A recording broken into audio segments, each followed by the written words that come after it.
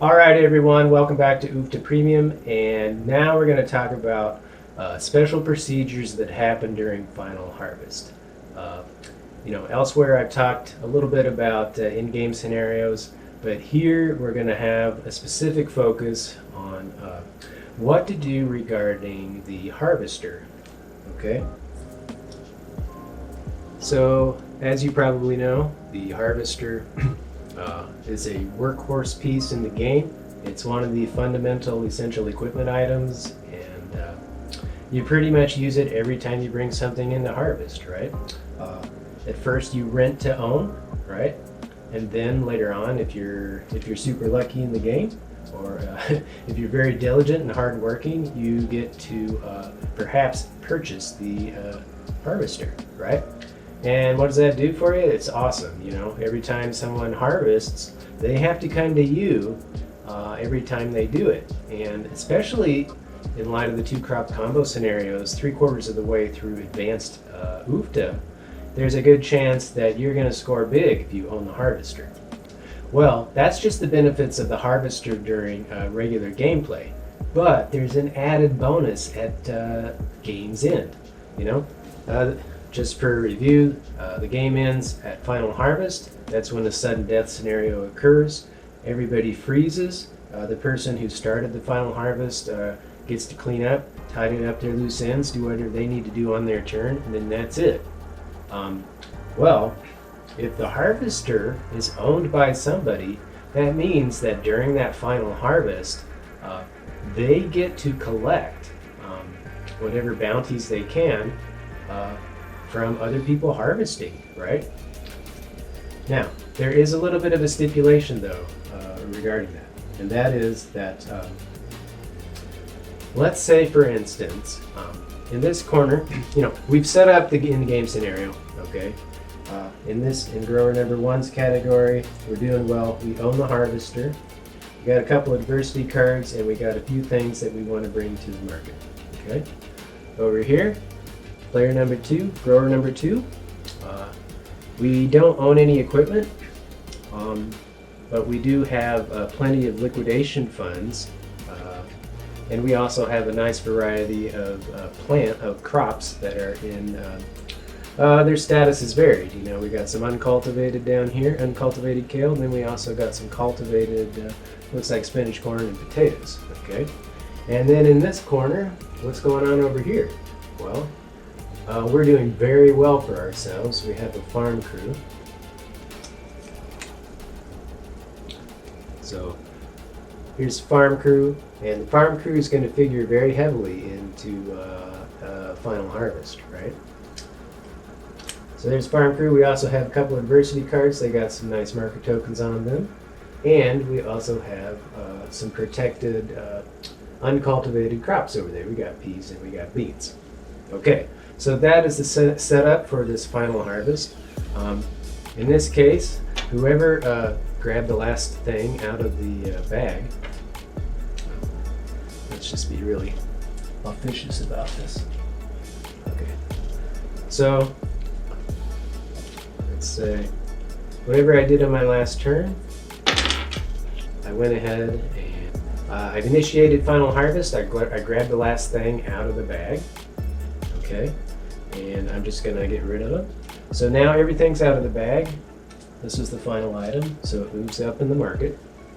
Now, we have a very important decision to make, right?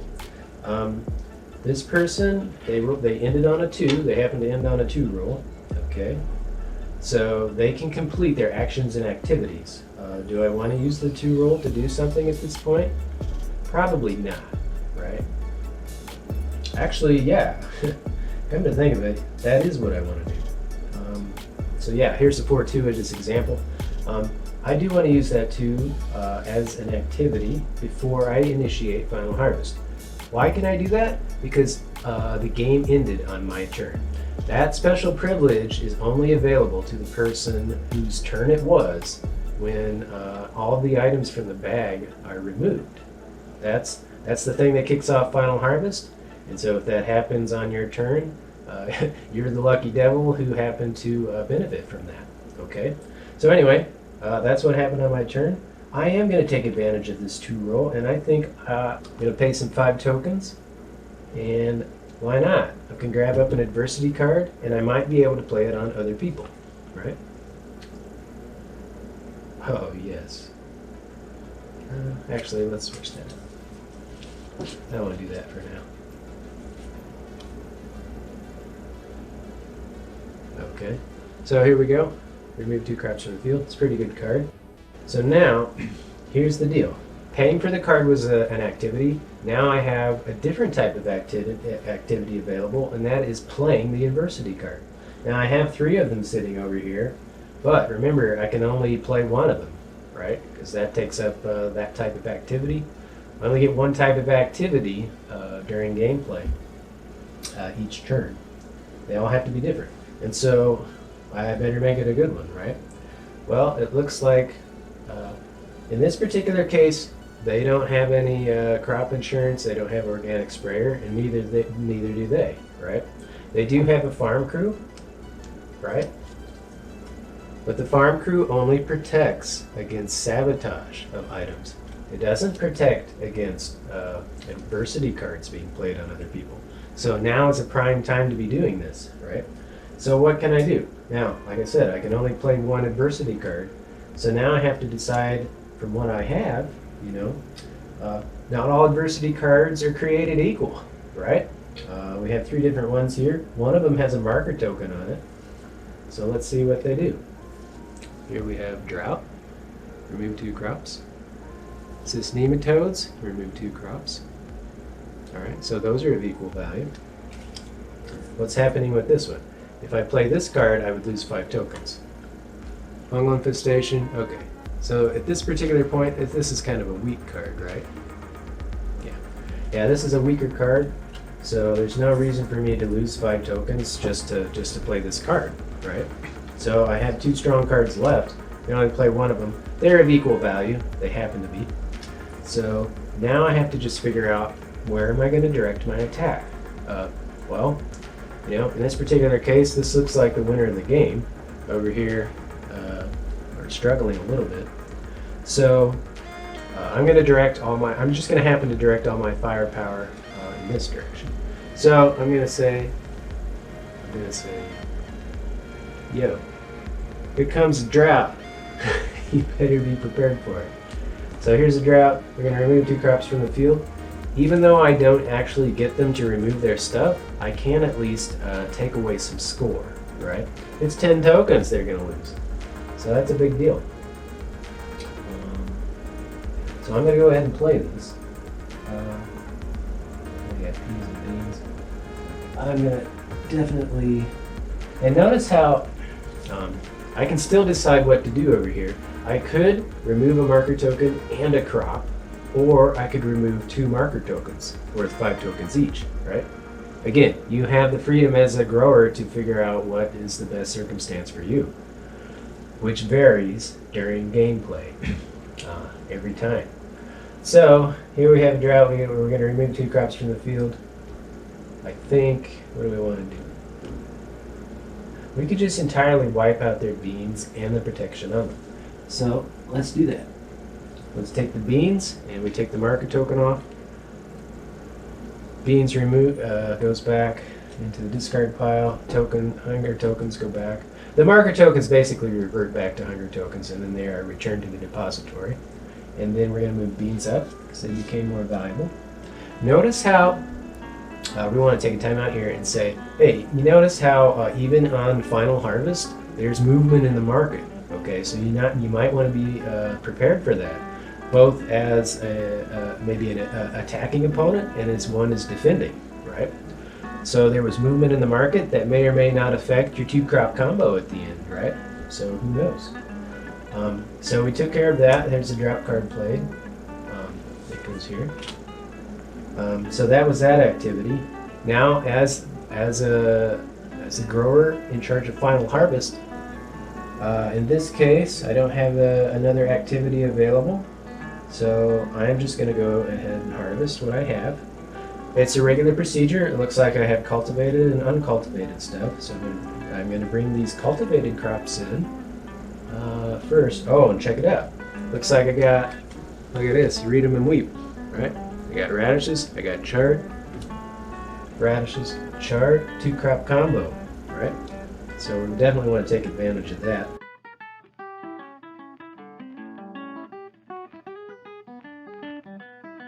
Do this person over here. All right, so that takes care of this person's turn. Notice how when we did final harvest, we went through the checklist of actions and activities. Those have all been taken care of. All loose ends are tidied and neatened, and play resumes. Oh, but we do have one. I spoke too soon. We got to get these lowly beans in. They're only going to get half value, right? Because why is that? Why would beans get only half value? Anyone? Yeah, it's because they're uncultivated, right? They weren't ripe. So half value for this would be 4.5, rounds up to 5. Okay. So they get that, and then that takes care of the turn. Play resumes to the left, and then we resolve what's going on over here. Now, here's where things get interesting, right? They don't own the harvester, but I do over here. Okay. Moreover, this person, let's say they didn't have these tokens right here. Okay, so this person didn't have any subsidy, and they still want to harvest. Can they do that? Right? I mean, normally when you harvest, you have to pay for it. You either have to pay to rent the harvester, or you have to pay others, whoever owns the harvester. Well, special conditions apply to final harvest. Because it's final harvest, this person, even though they're not in a financial position to do so, doesn't have to pay for harvest. It's a free turn, basically. And again, that's specific to final harvest. If this was during regular gameplay, and this person's like, hey man, I got to harvest. Well, you can't do it. You can't do it unless they free up their funds from, notice, only from crops that are being harvested right now. You say, well, wait a minute, wait, time out, just a minute, hold the phone. Let's take another look at this grower, right? So what do they got going on here?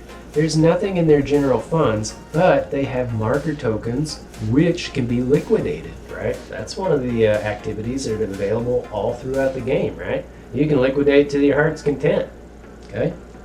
Well, the problem is they don't have any general funds, but it doesn't matter. We are not obligated to liquidate anything off the top, okay? Those funds get to stay with the grower who earned them, okay? So, again, you are not obligated to use your liquidation funds in order to pay for that final, for harvesting, okay? And so in this case, we're going to just let them, they get to harvest like regular cultivated and uncultivated stuff. But this person owns the harvester. And how does that figure in? Well, since they don't have any general funds, you're like, well, wait a minute, they can't afford to pay them. Why should they be able to harvest? Well, again, it's during final harvest. So that's what we're going to do. We're going to do final harvest. And this person who owns the harvester is going to be compensated for owning the harvester. All right, so check it out. First, all the liquidation funds come off, and we'll go ahead and harvest. We got some pretty good stuff here. They have a 2-crop combo. So here's another case in point where we want to be careful about final harvest. If we do things in the right order, we'll score more. We're going to take care of a 2-crop combo first, because look, this is at the very top. We got corn and potatoes. Let's see. Corn wasn't on the right one, potatoes is. So always got to be, bonuses are still in effect at the end of final harvest, okay? So there's 12. Then we have potatoes on potatoes, which is 9. 9. Okay, so then we have 21 tokens there. Notice that we resolve the 2-crop combos first. You figure out that subtotal, resolve it first, and then you can move on to other items that are scoring, but they're not part of a 2-crop combo. So here we have 21, we double it to 42.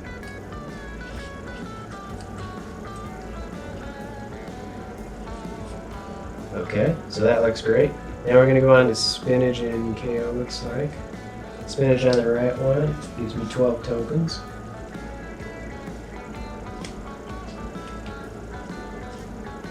And then kale. Kale is not cultivated. Notice the status, we haven't been flipped over.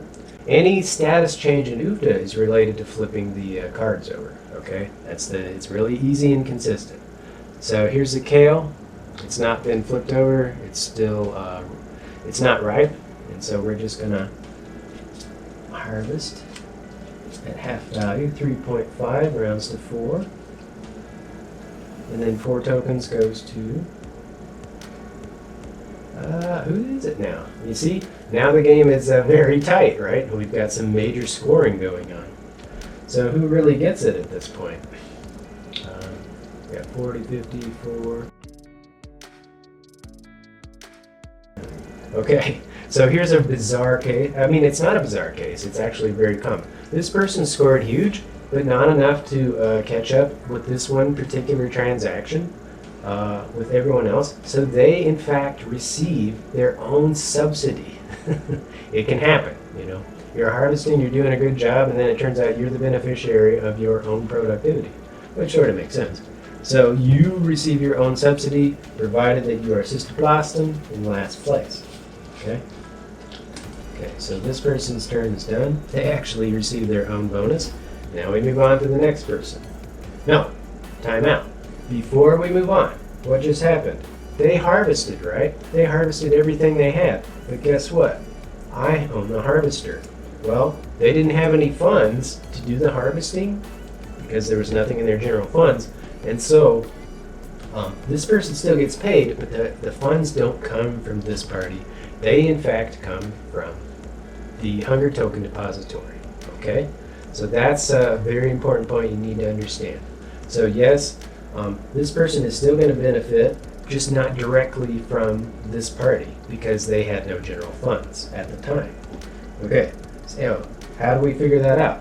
Well, remember, this person had 2 items here, an item here, and an item here, right?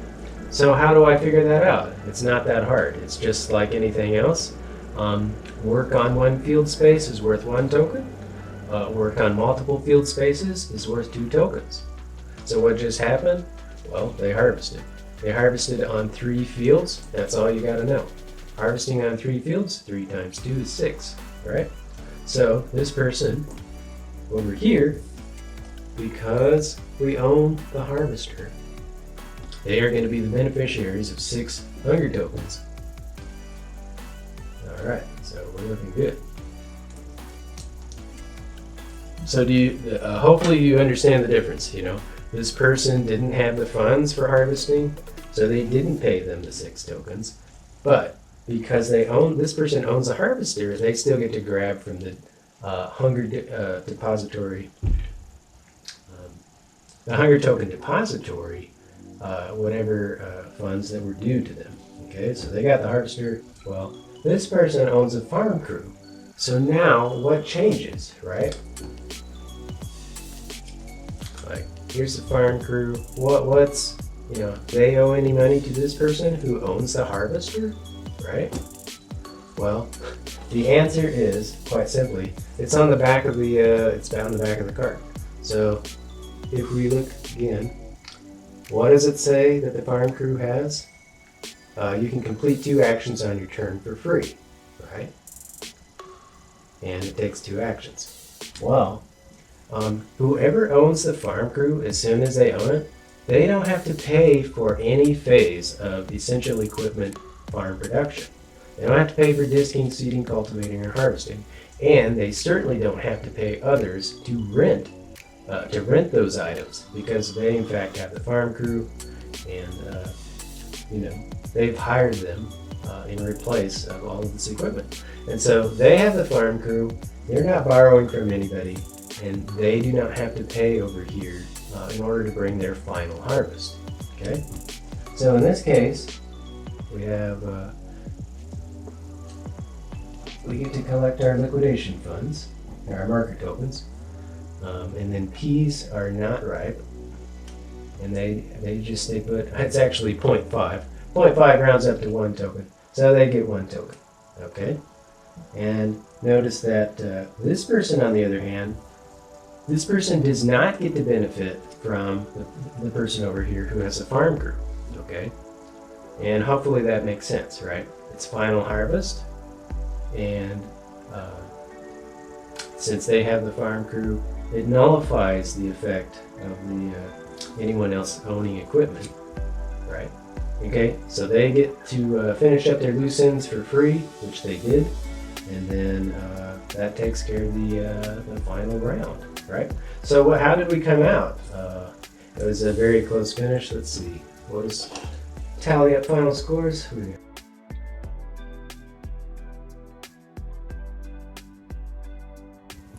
And 83 over here, so it was extremely close, right? But it looks like the person with the farm crew edged out, and they just narrowly pulled out a victory, right? That's how most finishes in Uka are. Okay, so I hope that cleared up any confusion, especially regarding owners of Harvester, what happens with their interactions with people who own the farm crew, and as well as those who don't. On top of those who don't have funds at the time. There's no general funds to do whatever particular thing they want to do. Okay? So, I think that takes care of that session, and boy, this should clear up a bunch of question marks popping up over your heads, right? Okay, so thank you everybody.